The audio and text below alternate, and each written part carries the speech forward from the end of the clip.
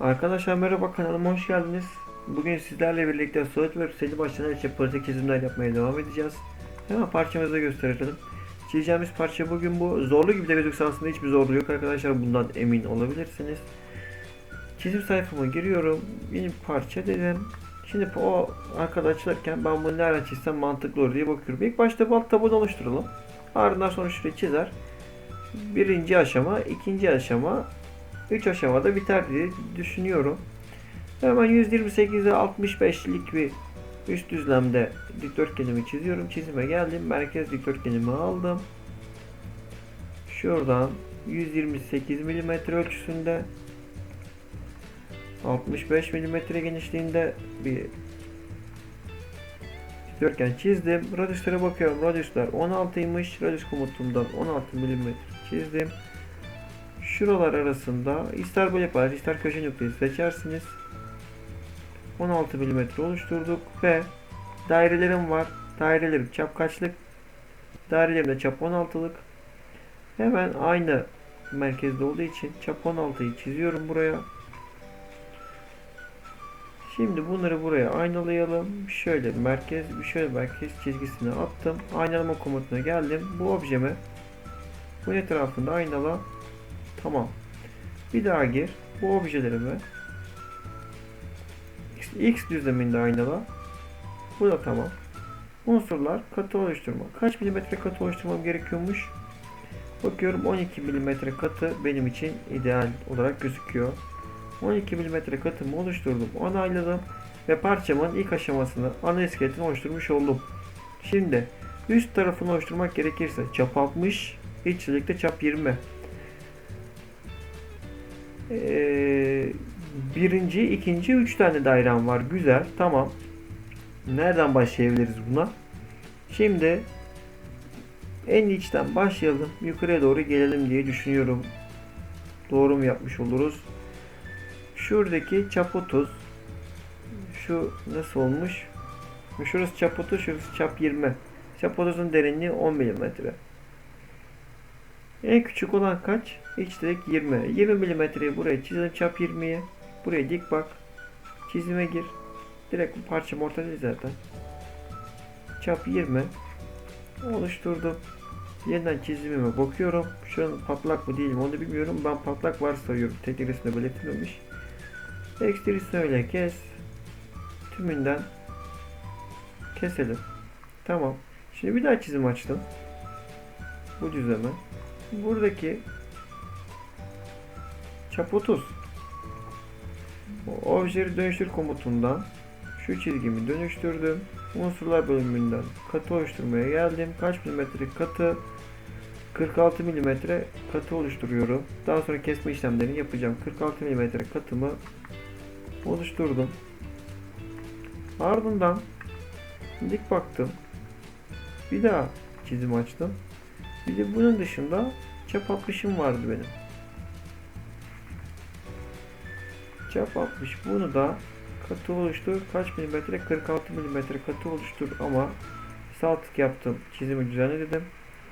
Objeyi dönüştürden şunları dönüştürmem lazım. Şunu dönüştürme, hatta bunu yardımcı olarak yap. Fazladan oldu. Şimdi ayarlamış olduk.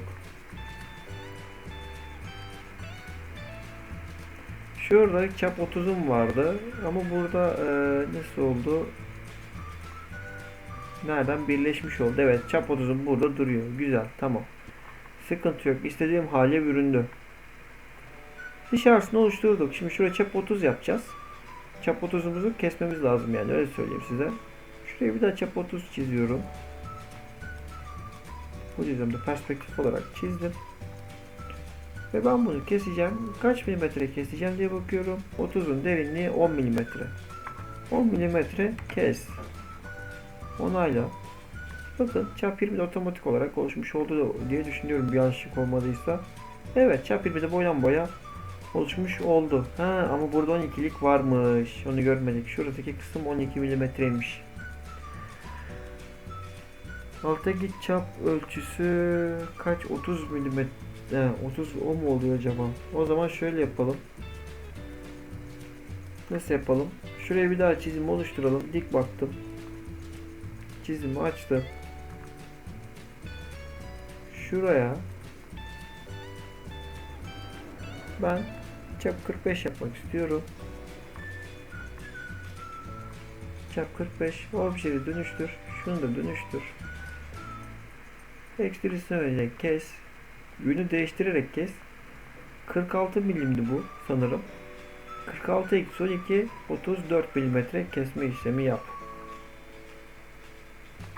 34 milimetre kesme işlemini yapmış oldum. Bir daha dik baktım. Buraya çizimi açtım. Buradaki çizimde şimdi merkezden şuraya 20 milimetre çizim yapmam lazım. Merkez çizgisini aldım. Şuradan şöyle çizdim. Buradan şunun arası 20 milimetreymiş. 20 milimetreye girdim. 20 metre girdikten sonra şuradakinin bir önemi yok yani. Burası ister 5 milimetre derseniz şurayı kurtaracak şekilde 5 milimetre değil 15 kurtarır mı? Kurtardı. Tamam. Genişliğinde bir önemi yok. Kes dedi. Nereye kadar? Bir sonrakine kadar. Bir sonraki hangisi? Altına kadar gidiyor ama onu istemiyorum. Şuradan. Nerede? Yüzeye kadar. Şu yüzeye kadar kesme işlemini benim için gerçekleştir diyorum. Kesme işlemini gerçekleştirmiş oldu. Sadece şuradaki federim kaldı. Şuradaki federi oluşturmak için de 8 milimlik kalınlığım var. Hemen sayfamı geçiyorum. Bakıyorum ortadan geçen düzlemim var mı? Ortadan geçen düzlemim var. Ön düzlem. Bu da dik bak. Ardından buna çizim aç. Tepe noktasından şu alt noktaya kapalı kontür çizimimi yaptım. Onayladım. Katı oluşturma. Orta düzlem. 8 mm katı oluştur. Onayla. Hemen parçamı kontrol ediyorum. Eksik bir şey, yanlış bir şey var mı diye. Eksik bir şey, yanlış bir şey yok. Her şeyimi tamamlamış oldum. Yani şuradaki çap 52'ymiş arkadaşlar. Özür diliyorum. Şimdi gördüm. Şuradaki çapı düzenlemek için sağ tık yaptım. Çizimi düzenle. Şuradaki 45'i 52 mm çevirdim. Onayladım. Şimdi doğru sonuca ulaşmış oldum. Oradaki ölçüyü görmemiştim. İsterseniz buradan görünümleri ayarlarsınız. Şuradan düz beyaz dersiniz. Parçanın görünümünü değiştirebilirsiniz. Buradan gölgeli modda kapatabilirsiniz. Size kalmış. Nasıl isterseniz. Evet arkadaşlar, bir videomuzun daha sonuna geldik. Bir dahaki pratik videolarımızda tekrardan karşınızda olmak dileğiyle. Hoşçakalın.